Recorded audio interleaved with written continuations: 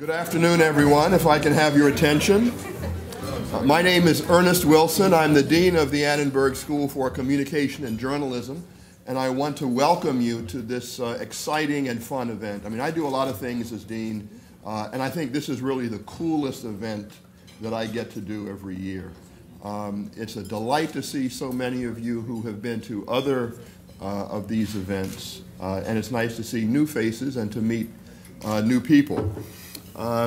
It's the topic of investigative reporting, I don't have to tell this group, is hugely important and growing more important every day. I'm not going to say a lot about that. I know that Geneva will say something about it, as will our other guests.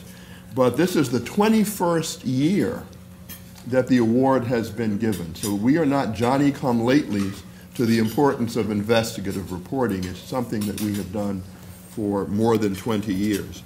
And we have a very special program for you today with very distinguished guests and very distinguished participants from not only around this great city and area, but who have come in from other cities as well.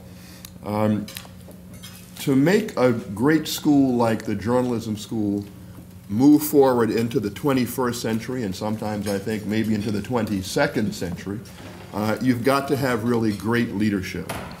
And we are very fortunate at the Annenberg School to have a great leader of the journalism school who combines the experience of legacy media, I mean with great legacy chops, having been at leading newspapers in the country, but also who has a passionate commitment to the requirement of the digital age and what journalism and what she has called and what we have come to repeat after her, information in the public interest. So with that, it gives me great pleasure to introduce Geneva Overholzer.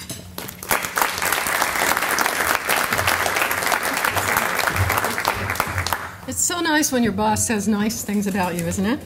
Oh, Ernie, I think you took my remarks, though. I want to see how good you really are. Okay, you got me. I hope that you all will eat while I speak. The program is, in fact, going to be going along as you do eat, because I know that you're important people with tight schedules. So please do proceed to eat, and I will presume upon your rapt attention. It really is a great pleasure for me to welcome all of you here to this 21st presentation of the Selden Ring Award for Investigative Reporting. As you know, in addition to being a celebratory occasion, which this always is, this is a particularly poignant and powerful one because of our loss in November of Doug Ring, the son of the founder of this award.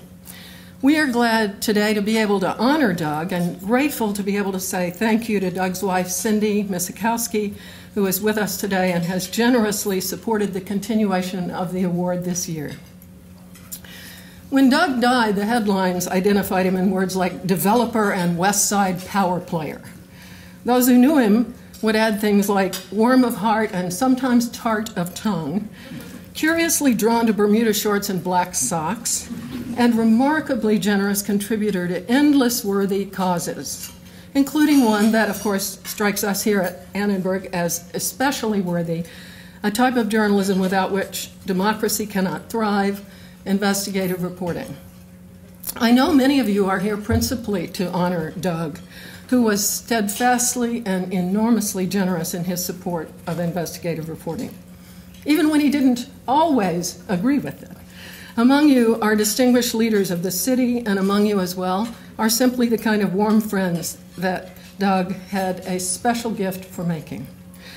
Also, I am proud to note our collaboration with investigative reporters and editors.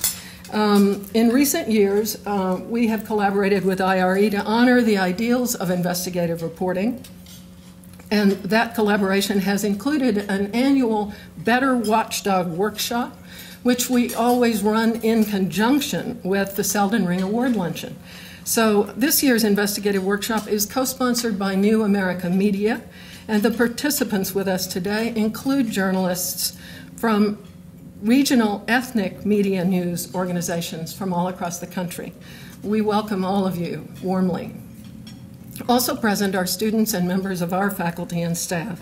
I want to thank in particular my colleagues who put this event together, assisted by Cindy Misakowski's staff.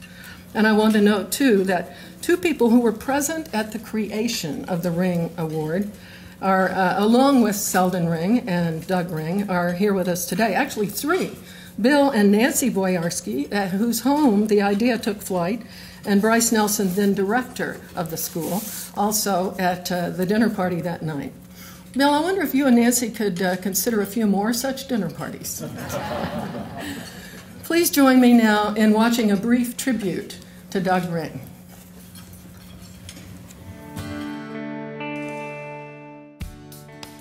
Since the breaking of the Watergate story by the Washington Post, the role of investigative reporting continues to shape our country and serve as the guardian of public interest. USC Annenberg's Selden Ring Award for Investigative Reporting has been validating this hunger for 20 years. The award was established in 1990 by Selden Ring, and his son Doug ensured that the prestigious award continued. Investigative reporters have two responsibilities. One, to keep the public on high alert by uncovering stories that too easily could stay buried were it not for the persistence of journalists. And two, to cultivate the next generation of young investigative reporters. Curiosity is innate in most journalists, but investigative journalism requires a patient hunger. What made the Selden Ring Award perhaps the most rewarding prize was knowing that, unlike most journalism contests where judges come from many different corners of our profession, the Selden Ring jury was comprised solely of the finest investigative minds in the country. Past winners have uncovered controversy under every rock. Topics ranged from financial misconduct to government agencies, and from the Catholic Church to imprisonment and murder. Investigative journalists who won the Selden Ring Award proved not only to be exceptional writers, but also have made a difference in society with their work. The Ring Award reminds all journalists that the journey into these dim corners must be undertaken for one reason. Not just to shed light, but to blast light, with the brightest aim to fix something that's broken or expose something that's secret.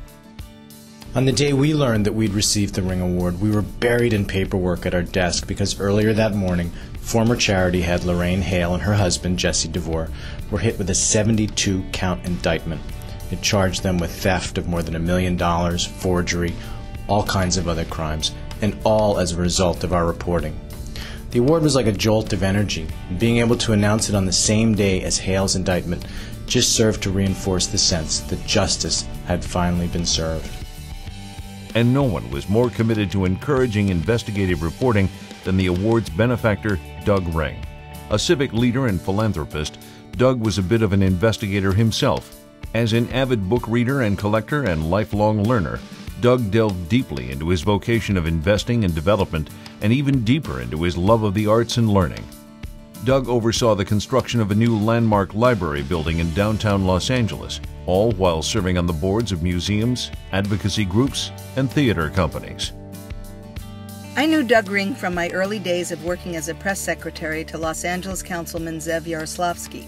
I never knew who his dad was or made the connection that Selden Ring was a relation when the Daily News entered our Hale House series years later. I remember Doug and I were both surprised and delighted when we realized that the winner and the donor had some affection for one another before that great day. Doug and Cindy hosted an elegant reception at their home for us. For reporters accustomed to half-eaten lunches at our cluttered desks, their generosity made us feel like Oscar winners. You often feel very alone as investigative reporters when you're taking on high-profile targets, and Hale House was no exception. It was a beloved institution in the minds of many of our readers, a place that literally saved babies in Harlem. The Reverend Al Sharpton was organizing rallies against us. Congressman Charlie Rangel was publicly dismissing our findings. Thank goodness we had editors, principally former editor-in-chief Ed Kozner, who backed us up every day and gave us the time and space we needed to tell our story. The Selden Ring Award just provided a whole new sense of affirmation and support, and it couldn't have come at a better time. Dear Doug, I hope you are smiling down on the many journalists who are blessed to do this kind of public interest journalism, and on whom you and your father bestowed one of the greatest honors in this noblest of professions.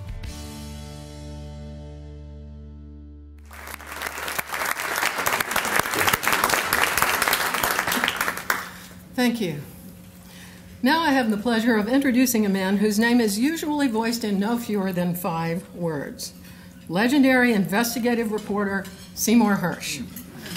You all know, yes, it's true. You all know Cy as the journalist who broke the story of the My Lai massacre in 1969. He won the Pulitzer for that work, in which our own Jeffrey Cowan, by the way, then of the Village Voice, played a key role as tipster. Cy quickly became famous, and he has often been controversial. I've heard him say, I've said this myself, that during those early years at the New York Times, executive editor Abe Rosenthal, who was quite crusty himself, would come by Cy's desk regularly, pat him on the head, and ask, "How is my little commie?" And then very quickly he would say, "And what have you got for me today?" Hersh has exposed covert operations of the U.S. Central Intelligence Agency, investigated Henry Kissinger's secret bombing of Cambodia, and Israel's behind-the-scenes attempts to get nuclear weapons.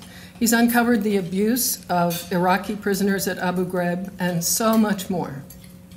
He has, I am perfectly willing to state this quite forthrightly, done more to uncover more stories, more powerful and important stories than any investigative reporter in America. And he does it in his own doggedly independent way. Some would say cussedly independent. Bill Kovach put it this way: Cy Hersh is a one-man good cop, bad cop. Hersh has written many books. He's working on one now on Cheney, and won most every important prize in the land. Today, we are delighted to have Cy, a great good friend of investigative reporting and of us here at Annenberg, to honor the new winner of one of those important prizes, as well as to honor the man who made this prize possible for so many years. I give you legendary investigative reporter Cy Hersh.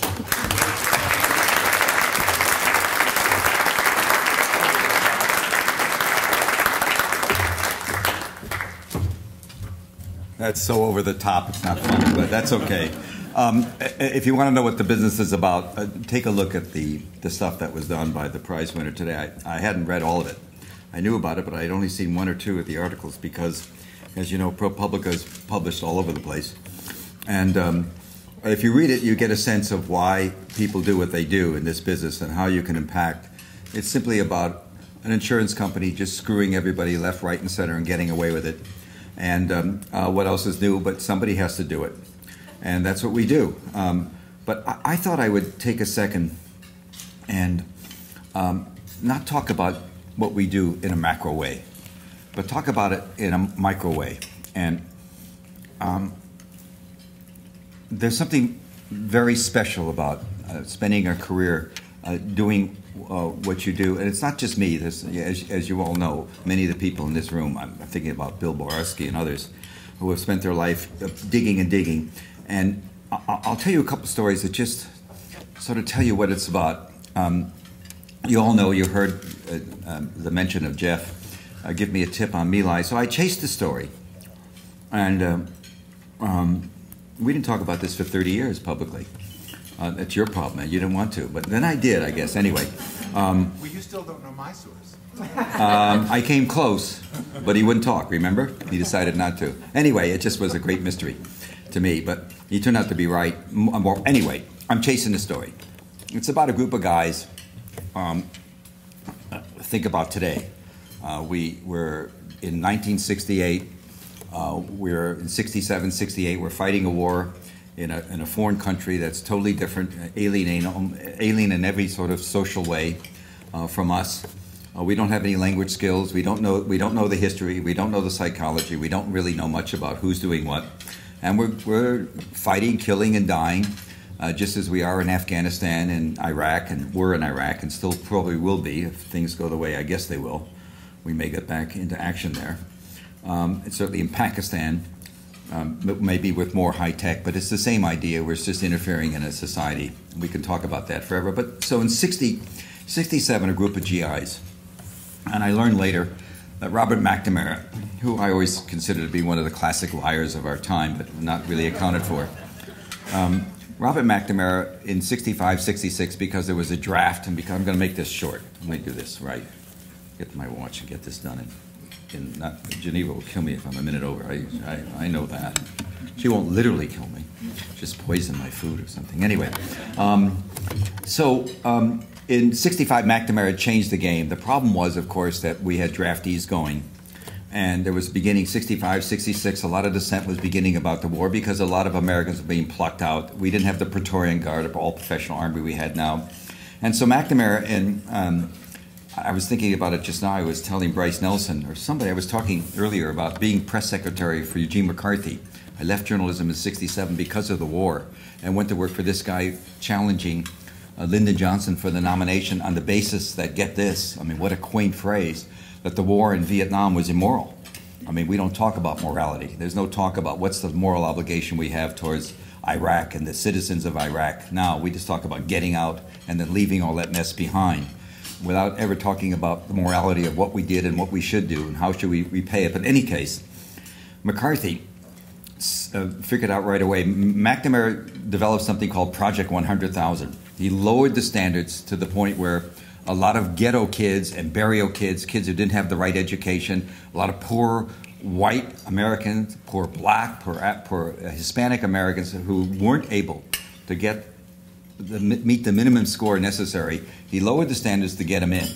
As McCarthy once said, and the reason I loved him for him, as irascible as he could be, he said what he's doing is changing the color of the corpses. And so the kids that went into My Lai, that did the killing that I wrote about, and that everybody's been sort of this horrible massacre that, if some of you might remember, a group of GIs killed 550 people one day in March '68. Well, cold-blooded murder, they spent a whole day killing and walked off. Anyway,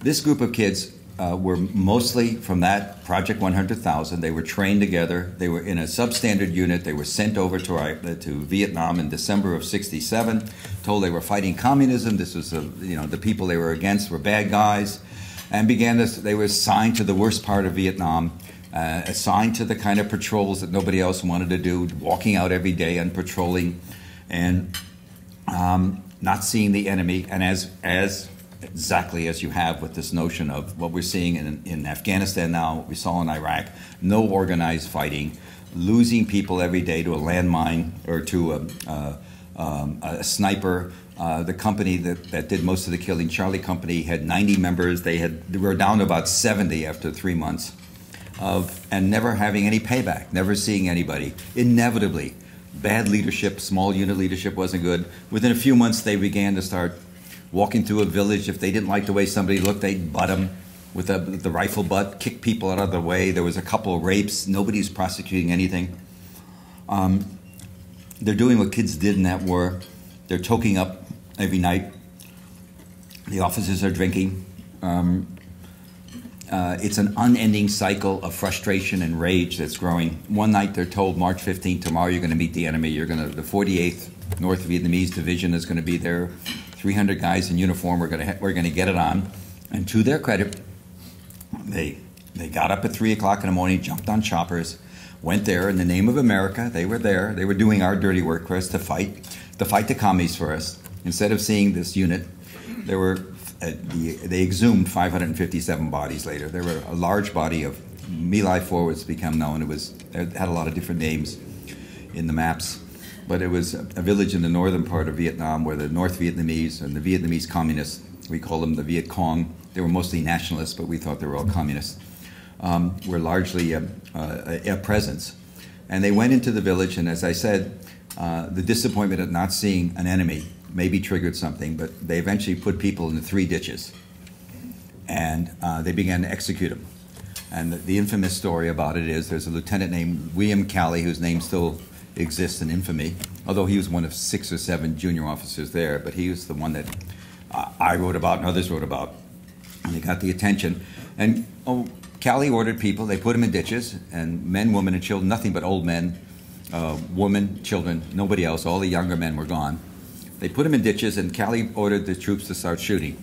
I spent a lot of time on it, and what I'm saying is general but reasonably accurate. Larger percentage of the Hispanic and black kids didn't do it. They shot because they were afraid. Nobody wanted not to be seen by the other guys not shooting. They shot high. Enough of them told me, when I tracked down people one by one over the next 18 months, after this incident, after Jeff told me about it and I learned about it, I began tracking down people.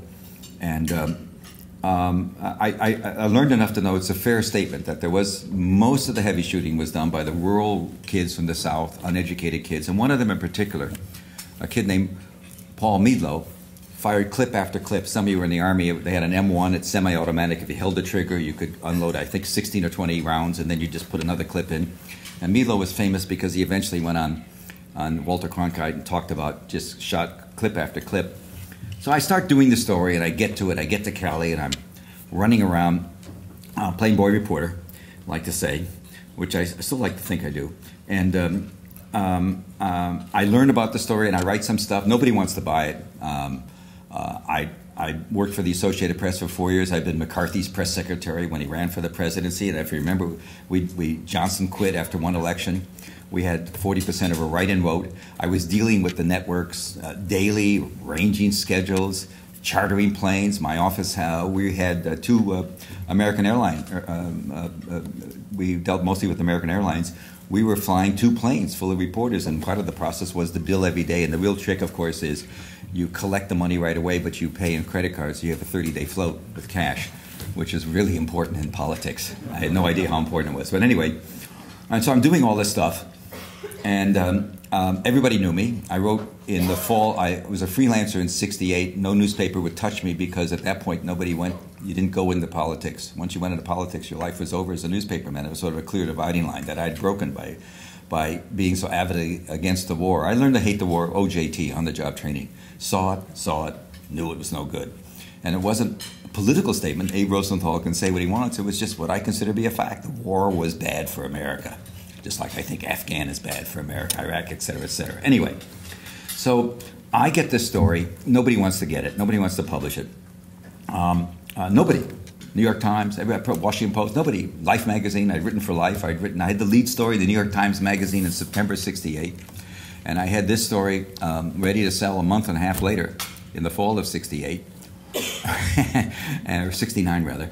Nixon was president, and I couldn't touch it. So we syndicated. We made a news story out of it. We packaged it as a column, more or less. We sold the first. I did 5 stories. We sold them as a column, and I had an old buddy of mine that I went to law school with, and he was a partner in a fancy law firm. He agreed to. He read it for libel, and we just sent it overhead to 50 newspapers, and to the credit of the press, 37 ran with it. I mean, led it. And so we sort of beat the system by syndicating it as a column and sort of taking the burden off any one paper. So meanwhile, I'm still playing with the story. And after writing 2 or 3 pieces, somebody tells me, repressed memory among the kids, I began to find kids. There was a guy named Ronald Reidenhauer, who was one of the first people in the Army to really make an objection. And I found people who on the inside knew things, and they gave me names. So I'm playing this game. And finally, somebody tells me there's about this kid named Paul Meadlow. Paul Meadlow had shot bullet after bullet at Cali's order when everybody else stopped. Everybody had a point in which they could do it. And there was this moment they told me about. Again, this all came out repressed. By that I meant somebody 3 or 4 months into this told me the story. And I went back to everybody I'd interviewed early, and they all knew it, but they hadn't told me about it. Meadlow shoots and shoots. Farm kid from the southern Indiana, KKK land. And right next to where, what's his name? Larry Bird, that part of the world, lived in southern Indiana. And so this kid shoots, and at one point, they had ditches full, and some mother at the bottom of a ditch had tucked a little boy under her stomach. And there's this moment that everybody remembered. I'm talking about hardcore guys that had been doing a lot of killing that day. You saw the tape the other day. Most of you, I'm sure, have read about the tape in Iraq, about the killing of the 2 reporters and the language that was used by the pilots.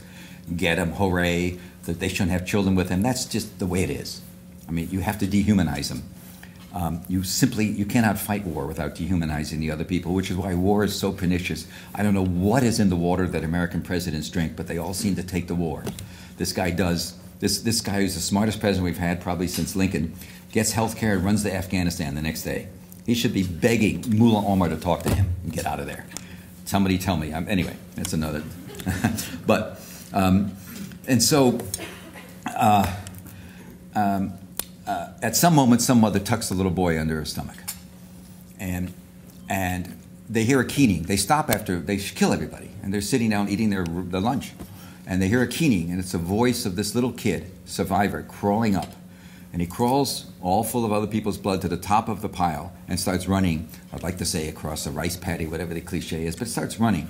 And Lieutenant Calley says to Meadlow, the one who done, Paul Meadlow, the kid who done most of the shooting, plug him. And Meadlow can't do it. It's one. He can't do it. He's been shooting on automatic, sort of like a pilot dropping bombs.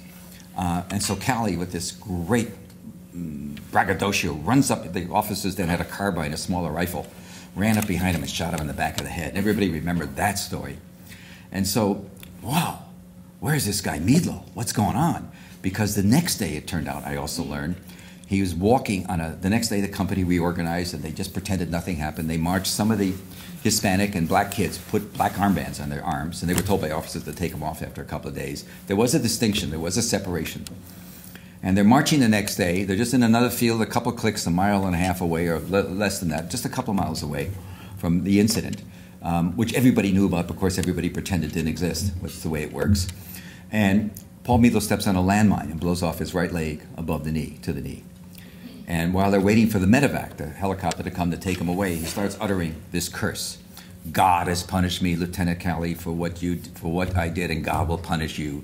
God will punish all of you for what we did. And everybody's screaming. When I got them to talk about the story, they were all saying to me, the kids, get him out of here, get him out of here. They didn't want to hear it. They finally take him away. So I'm nutsy for him. Meadlow, thank God, was spelled M-E-A-D-L-O. I'm in Salt Lake, I remember, and at that time you could get information free. I'm a payphone. I'm just calling every goddamn exchange. I knew it was from Indiana. Nobody knows much in the Army about anybody. They're from Indiana. So I'm just calling. I finally found near French Lick, where Larry Bird is in the Deep South, a Meadlow listed call up. I have no idea what time it was. It was. I just don't know. I don't remember. I call up and I get. It's a really old voice, and I say, hi, I'm looking for Paul Meadlow. Well, he's not here. You know, he's in the field or whatever he is. And I said, my name is Hersh. I'm a reporter. I want to talk to him about what happened and how's his leg and what's going on. Eventually, it's clear I have the right person. And she says, this old lady in the southern accent says, I don't know if he'll talk to you. I said, I'll be there tomorrow. So I dash down there. I do what you do. I fly. I had an American Express card. I always think about it. Those ads, you know me and my American Express card, we exposed the massacre. They never came to me. Anyway, I had no money, but I had American Express, but I got a grant from the Phil Stern Foundation, sort of like what the Selden Foundation does, provides money for thought. I got a grant. It wasn't much, a couple $1,000. I got it, and I needed it. I was a freelancer. I had no money. I had a wife, kid, baby. Nobody made any money those days. Gas was 25 cents a gallon. And oil, we heated our house with oil at 18 cents a gallon. How were those primitive days? So anyway, I fly. I end up finding this place. I fly to Indianapolis, and I get to Terre Haute, and I rent a car. And this is below Indianapolis, which is below Terre Haute. And I get to this. There's no Google, you know. I mean, I have no idea what I'm doing. I get to this town. I finally found it. When I get there, it's a chicken farm, and there's no man around. I mean, we're talking about the bottom of the barrel. This is shack. There's a shack house, and the coops are all over, the wires all over. The place is a mess. I pull up midday. I've got this ratty suit on. Probably the same suit I got married on. I jump out of the car, and I've got to rent a car, and this old lady comes out. She's 50, but she looks 70. And some of you might remember the Saturday Evening Post used to have these halcyon covers of rural life. This is not that kind of stuff. This is really primitive. And there's clearly no man around. And I said to this lady who's from the Deep South, I said, I'm here to see your son. She said, well, I don't know if he'll talk to you. He's in that house. And I said, is it okay? And she says, well, go ask him. And then this woman, this southern, uneducated woman, says to me, click, click, she says, I gave them a good boy, and they sent me back a murderer. Okay? That's what this business is about. That's the moment. That's the moment. When you get a moment like that, fast forward, I'll do this in 3 more minutes, Geneva. Fast forward 35 years. I'm at the New Yorker. I'm doing, you're not going to take my chair, Paul. I won't let you do that. There's a peril for being late here. Anyway, so 35 years later, I'm doing Abu Ghraib, and one of the things you do for the New Yorker, I won't shock you, I'm seriously involved in pimping out the stories the week they're on the newsstand. I do a lot of interviews, a lot more than I want to do always. And I'm on doing stuff. I'm also writing about Abu Ghraib. I've got this story, this massacre, and it's horrible, the pictures. And I'm all over. I'm on a Ray Suarez, Talk of the Nation, whatever it is, one of those. And I'm doing an interview. I think I was by remote. Maybe I was in the, I don't know. And some woman calls up in the middle of this is in 04. And she said, I had a child in that unit that was involved in Abu Ghraib, and nobody will talk to me, the Army won't talk to me, and it's a real mess. I think for a second, and I say, you got a pencil? I'm thinking, who's sitting with a pencil in the afternoon listening to NPR? You're in your car, you're doing something else. And I give her my office phone number, and real fast. And 2 days later, she calls back. She said, I got to see you. She said, my kid was there. And here's the story. I'll make it quick. I go to some town in northeastern America, and good Catholics aborted the war, sent the kid. The kid was in a reserve unit. They had trained to be, the people who did the stuff at Abu Ghraib had trained to be military traffic cops. They were in a reserve unit. They were called up to active duty. They were running traffic in Baghdad.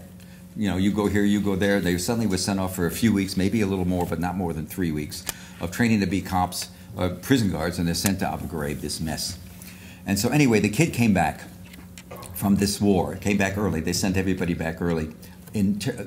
As she described the kid, lively, charming, got married, joined the reserves to get a little more money so she could go to a beauty shop, making $118 or $25 a month on being in the reserves.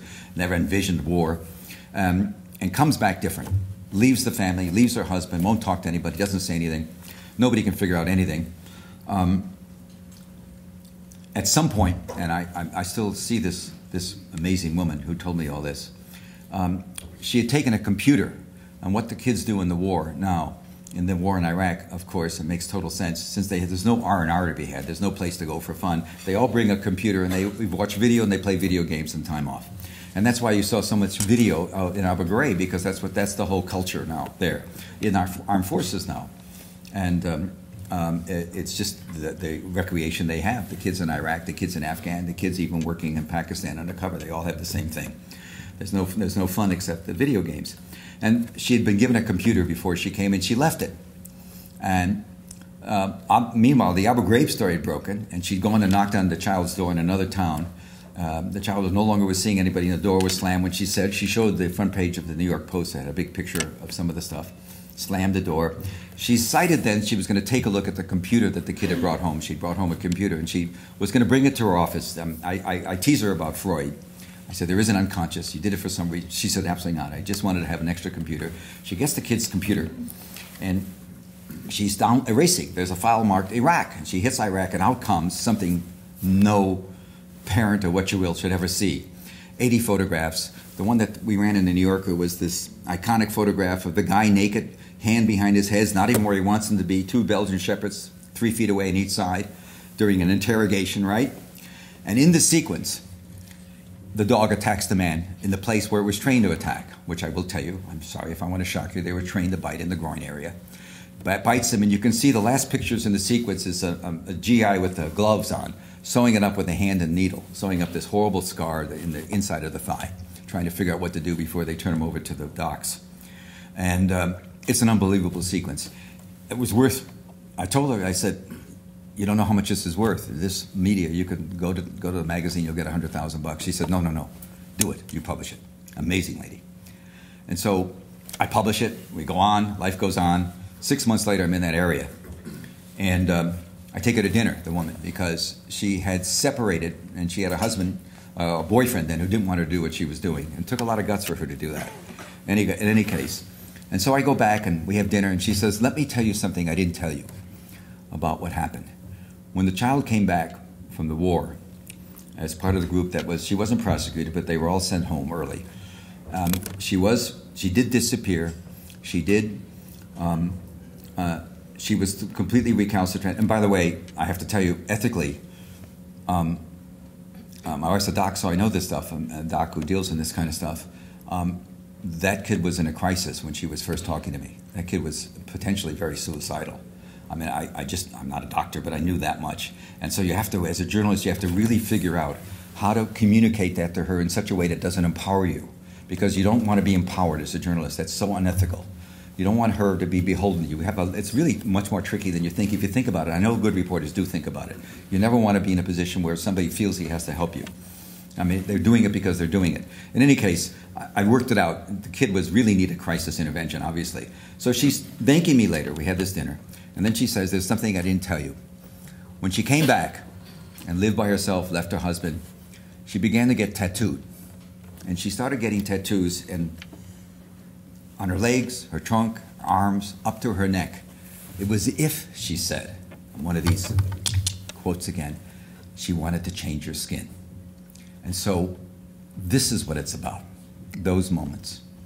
You sent back a good man and they gave me a murderer. I'll tell you what I don't always tell about the Paul Meadlow story, and that is this. He was 16 when he was taken in the Army by McNamara's Project 100,000 and sent to the war, for which he was brutally unprepared.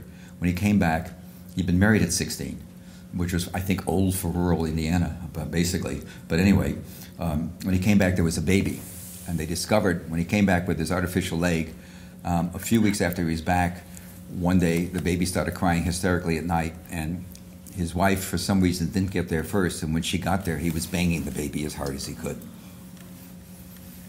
We are going to pay the hell for what we've done to our own people. Forget, not even considering what we've done to that society. Can you imagine the psychological development of a kid born in 2003 in Iraq, what he's like, 7 years of that chaos? But we're going to pay here.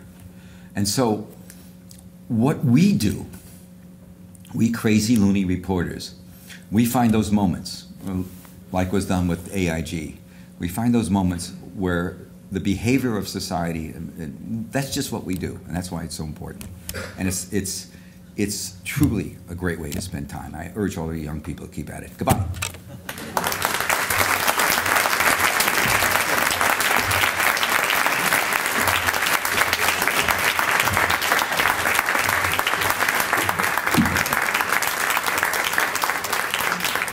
Thank you so much, Cy.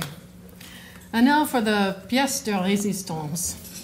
This year's Selden Ring Award for Investigative Reporting goes to T. Christian Miller of ProPublica for work revealing that insurance coverage for private contractors in war zones had become a boon for companies and a disaster for those who relied upon it for treatment and death benefits. It is a particular pleasure for me to give this award to T because it represents a kind of collaboration that I am confident will be an increasingly important part of the future of journalism. T began this work while at the Los Angeles Times, and when he joined ProPublica, a nonprofit news outlet in New York, although T works out of DC, he continued the collaboration with the Times. Other partners included ABC News, Salon, the Daily Beast, and the Washington Post. This kind of nonprofit plus commercial, broadcast, print, web-based collaboration, these organizations working together, as T told a forum at the journalism school yesterday, made it very hard indeed to dismiss, or indeed to miss, this important story. So, T, why don't you join me up here? And I will have the pleasure of presenting one piece of this award. The other piece is over here. You'll see this beautiful crystal award, which of course he would be arrested for taking back on the plane, so we will be shipping you one. And the other piece is this very generous check, and it is my pleasure to present you with the 2010 Selden Ring Award for Investigative Reporting. Thank you so much.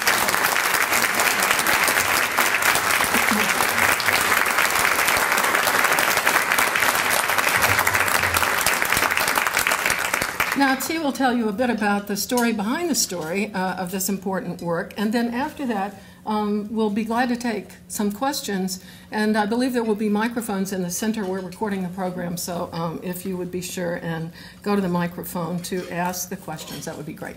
T? Thank you so much, everyone, for coming today. I very much appreciate it. I first wanted to thank everyone who's involved in the award ceremony and in the project itself. So thank you to my colleagues at the LA Times and at ProPublica who made this all happen. Thanks to the judges here. Thanks to USC Annenberg. And a special thanks to the Ring family for having supported this award for so many years, which I think is such an important recognition of the importance of investigative journalism in the public sector and in public interest. And so I really wanted to bring attention to the role that the award has played over the years in encouraging this kind of journalism. And if you look at the track record of the Ring Award, which has gone from the Walter Reed series and the reforms that has generated for our soldiers, to the insurance commissioner here in California who was taken out of office, to the dispatch of soldiers with mental disorders over to Iraq and Afghanistan. It's been an extraordinary series of stories. And the Selden Ring Award has not only recognized those stories, but an important part of that is pushing them forward and raising the awareness of them and bringing profile to those stories. So I think that's an important part of that award. So let me tell you a little bit about, and I'm obviously incredibly honored to be in that company. So let me tell you a little bit about my specific story. I'm not sure I'm going to be able to match Cy, but there are strange parallels to the work that I did and the work that he did. Because there's no longer a Project 100,000. There's no need to do that anymore in our military. What we have done is we've privatized the war. So rather than have to lower our standards to to bring in an additional 100,000 soldiers, what we have done is we've essentially contracted out fully half the war. And that's sort of what initially attracted me to this story, is that of the there's about 250,000 soldiers which are now deployed in Iraq and Afghanistan. There are far more contractors than that, about 270,000 contractors. So it's literally twice as many people as you think we have over there are either in the armed forces or under U.S. and employed. So perhaps one of the lessons that we learned in Vietnam was don't bring in your own people, just contract the job out and hire it out, and then you don't have to worry about taking the blame for your soldiers in My Lai, now it's Blackwater and Z and Nisour Square, and you don't have to say that they were American soldiers. You can blame contractors for that. So in doing the stories that I initially began to do, it was very much about sort of following the money. What were these contractors doing? But in doing the story, a lot of these contractors, well, yes, there are private security contractors, and they have committed atrocities. Most of the people over there are either average blue-collar Americans who saw Iraq and Afghanistan as an opportunity to make some money and put braces on their kids' teeth or save for college or pay off the mortgage, or they are people from third world countries like India, Sri Lanka, who have been hired to clean toilets and mop floors and cook for American soldiers. And so what I like to say is that these people, what the U.S. has done is it's hired some of the poorest people in the world to the dirtiest jobs in the most dangerous countries in the world. And these are the people who are being killed. So one of the sort of launching key numbers for me, or ways to conceive of this, is that there have, as of this morning, there have been 4,392 Americans killed in Iraq and Afghanistan. There have been 2,000 civilian contract workers killed as of this date, which means that you have roughly almost half as many contractors have been killed. You've covered up essentially half of your casualties that have occurred because of the wars in Iraq and Afghanistan. So the civilian toll as of this morning is 1,757, and let me tell you that took no small amount of reporting to produce that number. Because no one tracks these people, there's no public accountability for them. The Pentagon today isn't even really sure exactly how many soldiers there are over there. So I did what I wanted to do is conceptually separate the corporations and the money which they make and the people who work for them and the injuries which they suffer. And that's what my story was essentially launched as. And so I tried to tell the story of this hidden war, what I call the disposable army, through the injuries and the casualties that they suffered. And I will just sort of take you through some of those stories.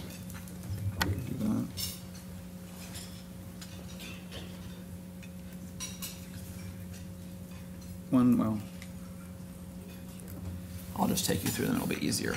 The first set of stories I did happen to do with, as Cy mentioned, with AIG. Because what happens with these contractors, since they're not military, they're covered by private insurance, a private insurance company. The private insurance company which holds most of the policies for these workers happens to be AIG. This is pre-economic meltdown, pre-government ownership of AIG. They're incredibly profitable contracts. They pay out roughly double what a normal contract does. And so these people are injured, and they have very strange. They are civilians who have a soldier's experience of war. They have mental disorders and post-traumatic stress disorders. They have multiple amputations. They have needs for prosthetic devices. The kind of things that this is insurance that you would basically give to a kind of Walmart. You wouldn't give to a Walmart employee, but you would find as workers' compensation type insurance, but being applied to civilians who have soldiers' injuries. And so the insurance companies would just deny these claims. And so they would deny 44% of all claims got denied for these guys. And they ended up in what's a very typical insurance battle we've all seen. You know, either you need a prosthetic leg, you're not going to get it. We don't know that can you produce paperwork that showed you got injured on the battlefield? Surprisingly, no. There's no LAPD police report which shows I was in an accident. So your claim is denied. So that was the first kind of series, just looking at how the private insurance companies had profited enormously from what had once been a very obscure program, and had then turned around, and even though taxpayers had financed and paid for these very expensive policies, would then deny basic medical care. We're talking prosthetics, psychologists, seeing a psychologist. And when you talk about how we're going to pay for this war, you can say what you want about the military's medical system, but it's there. It exists. There is a voice for soldiers. There is a VA system. There is a DOD system. There's nothing for these guys. So my prediction is that as the mental toll of what these guys have seen and suffered goes down the road, they're not tracked, they're not seen by anybody. These are the people who are going to become the Project 100,000 kids, the kids who were not prepared for this war, are not getting any help, and we'll see these kids on the street in the years to come. So that was the first set. And the second story I did, that was sort of concerning mostly Americans. The second thing I learned was that most of the people, as I said, are cheap foreign labor that's been imported by large contract companies like Halliburton and KBR and Bechtel to do the dirty scut work of the war, because they're much cheaper than Americans. So there was a horrible incident in the desert where 13 Nepalese workers were slaughtered one by one. Their throats were slit on live television, and their bodies were sent home in caskets. And so I went to Nepal, much like I imagine you went to rural Indiana, to track down the mother of some of these children who had been killed and to find out what had happened to them. And after that, I went to the Philippines and did the same thing, and just sort of really went through these slums that KBR recruiters would go trolling through these slums, offering good salaries for the Philippines, $4,000, $5,000 a year, to go work in these war zones. And we went back to these same areas and just kind of literally the same thing. They weren't exchanges now. There is the internet. So you could sort of send out Facebook messages and Google and try and find these individual people. And I remember specifically one of my aha moments was talking to a woman whose husband had been killed as a truck driver. She didn't know what company he worked for. She didn't know she had any benefits available, that the AIG owed her husband's salary for the rest of her life. And she's saying she's very busy right now. It's hard for her to talk to me because she was sending her kids out to go hunt in ditches for snails for dinner that night because she had no other food.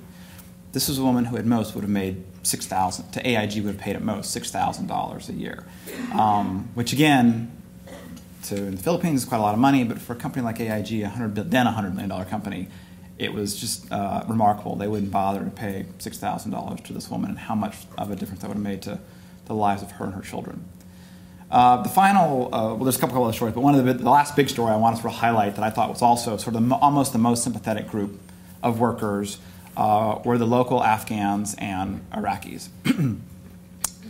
These are the people who served as translators for the soldiers. These were often people who believed in the idea that the American invasion would result in a better life for their country. Saddam Hussein was gone, the Taliban was gone, Americans had come, everything was going to be better now. And they willingly signed up. They rode next to our soldiers. They received medals for heroism. They were often sort of knocking down doors and navigating the cultural and physical terrain, keeping American soldiers alive. But because this is a privatized war, they were all working for a defense contractor here in San Diego called Titan. And I remember interviewing an Iraqi translator who had been in a firefight and his leg had been damaged. And they take him to the hospital, and this is another aha moment. They tried to save his leg, but they couldn't. And so they were like, we're going to have to amputate your leg. And so he said, give me a black magic marker. And he took the magic marker and he said, this leg is dedicated to the freedoms that the Americans have brought me. And they cut off his leg and sent him home. And that was it. He had no, when I met him, he had no leg. He couldn't pick up his children.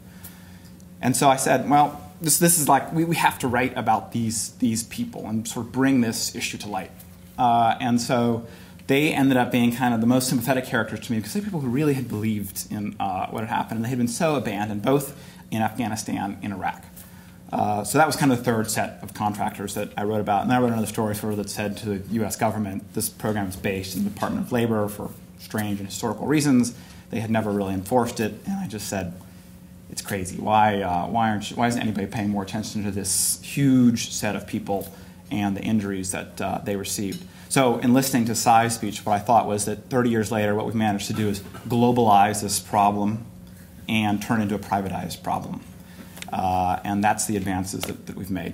So on that cheery note, I'd like again to express my appreciation to everyone, and again especially to all the support over the years by the Ring family and what they've done and the light they've shed in these kind of situations. So thank you.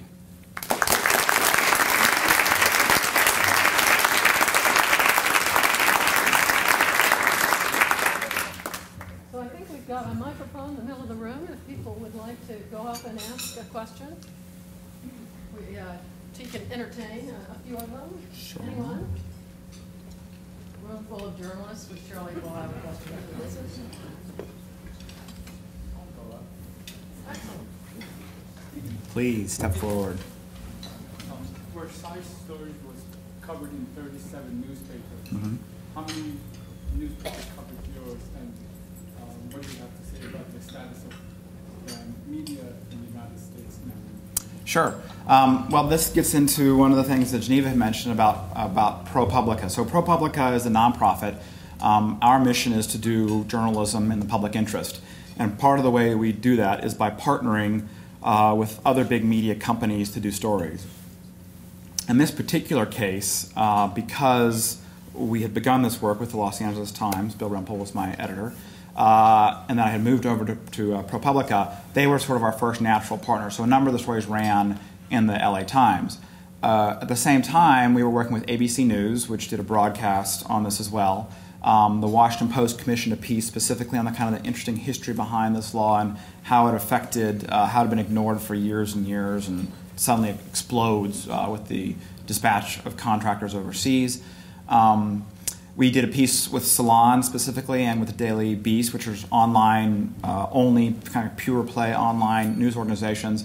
And so those, I didn't get in 37 newspapers. I got in a number of different platforms, and then those platforms were then reproduced in other places. So I don't know if you counted it all up, how many there would be, but I think it is, again, an interesting journey that it's a type of syndication, I suppose. It's a partnership. And the benefit is that you can't dismiss it as saying this is one crazy reporter from one crazy newspaper who's waging a crusade. No one's patted me on the head. Paul hasn't yet to pat me on the head and call me a little commie. It's this reverberation effect, and I'll explain that joke to you later, so you're not worried about it. It's this reverberation effect of many media and many voices participating from many different directions, and it's increasingly difficult to ignore that story. I think that this is a story which is building, and one of ProPublica's missions is that we don't let stories get away. We believe that the way to really make a difference is to continue to contribute, to continue to be in the dialogue of writing about stories and to kind of push it forward and not just kind of write a 5-part series and then go away and leave and never come back. We believe that there is the continuity of effort makes change occur. So we're not leaving the story behind. We're continuing to cover it. There was congressional hearings after it occurred. There are plans this later on this spring to introduce legislation which is going to make the DoD kind of deal with this, the Department of Defense, excuse me, deal with this issue. The Department of Labor has stepped up penalties. So there has already been an impact and an effect. I think there will be more as we do more stories and continue to do these partnerships.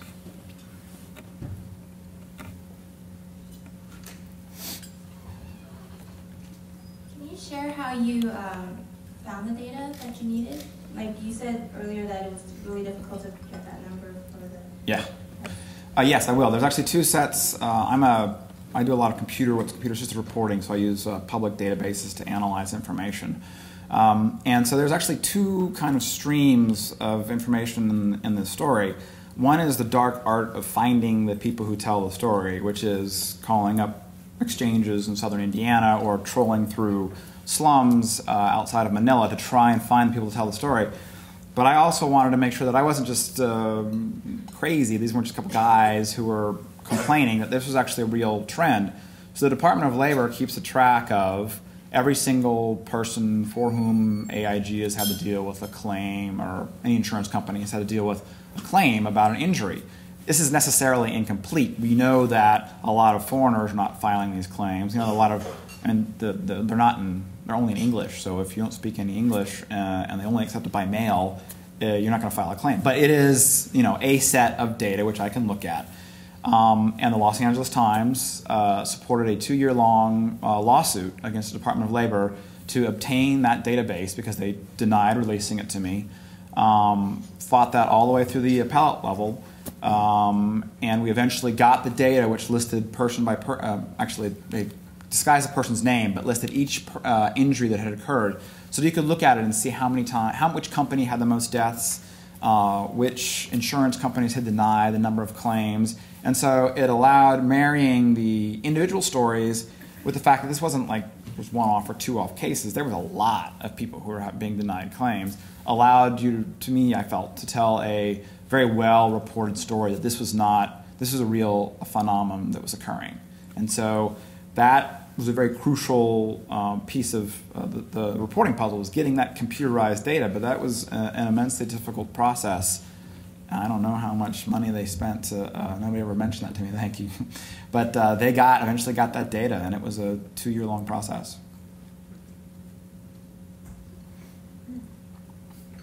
How did you get your story approved, and how different would that have been had you done it for only one major outlet? And I ask that because investigative journalism, I rarely see pieces of that in today's major newspapers, unfortunately. Yeah. I don't know if it was harder or easier. Getting any big investigative story in any one newspaper is a difficult process. Not just logistically, it's a difficult process. There's a lot of moving pieces.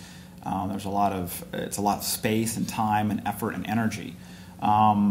Working with the partnership sort of doubles that effort in sometimes, because then you have to sort of move 2 big machines to try to get something into publication. Sometimes it makes it easier because everybody's excited about the story and you have everybody working together. So I didn't have nobody ever really questioned the importance of the story or the need to do the story. It did take a long time to simply report it and write it and to get it out there. It took a long time, and that's the kind of journalism that right now is most under threat. Investigative journalism takes many, many forms. You can do it on a daily basis, covering the healthcare reform bill, and do that kind of investigative journalism. But if you want to spend a few weeks, a few months now even on a story, that's an extraordinarily long story. And that's not this type of story, or the My Lai type of story, is increasingly the one that's under threat. The one that takes a lot of money, a lot of time, a lot of dead ends you run down.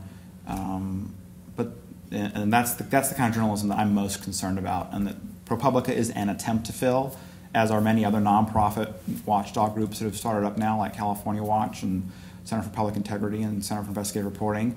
But if you put all the employees of all these nonprofits into a newsroom, you would barely match the staff of a robust metro daily or a few metro dailies. So we are a part of the solution, but we're not going to replace the daily investigative journalism that goes on, or has gone on in the past, at least on a routine basis at newspapers and televisions all across this country. One more question. Okay.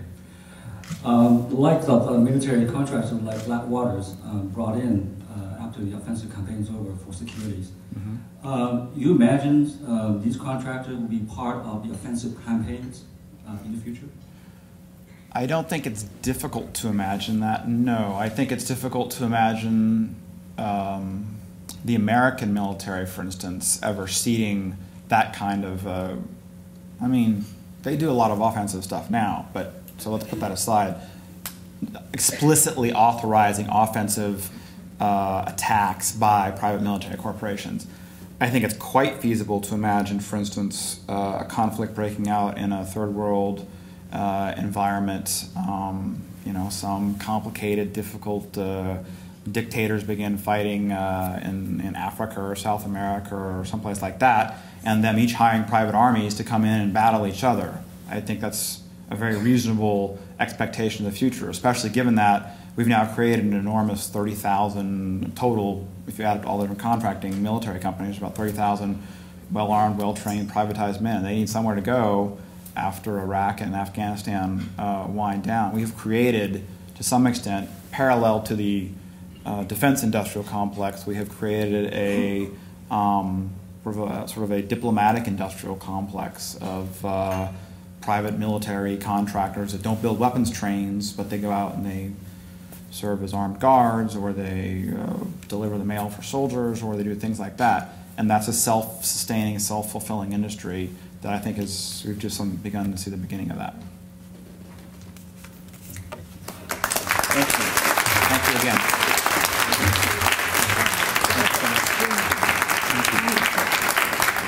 Yeah, you better take that. He's about to leave me the check. Thank you so much, T. And thank you. Obviously, Vicki, your Better Watchdog workshop is terrific, and we're grateful to... It's really to IRE's credit. It's IRE's credit. We're happy to give credit to the investigative reporters and editors. Those of you who know me know that I am relentlessly optimistic about the future of journalism, and I really, really am. I think so much is happening now that will enable us to do a better job than we have done in the past, and to have a more democratic journalism, and to bring in voices that were never heard in the golden years that so many of us have enjoyed. But there is one form of journalism, among a few others, that we really have not figured out a solution to, in my view. I was so struck by Ann Hall, one of our previous winners, this beautiful phrase she used: investigative reporting requires a patient hunger. We have seen the fruits of that patient hunger in Cy's passionate commitment in his speech to us today, and in this fine work that T has done, and that we have been fortunate enough to recognize thanks to Cindy this year. And this really makes a difference. When I am able to call these winners and say, you are winning the Selden Ring Investigative Award, it is just one of the great joys of my life. And, you know, people kind of go, what? You know, I feel like I've won the Nobel. I think that was T's. And, you know, to go back to newsrooms, in this case, a wonderfully inventive and future forward-looking newsroom. In last year's case, a far more typical newsroom, an embattled and really worried about the future newsroom. And to be able to take this back and have this confirmation of the power of the work gives joy to everybody in the newsroom. So we are delighted that you were here to celebrate with us, and we hope to see you again. Thank you so much.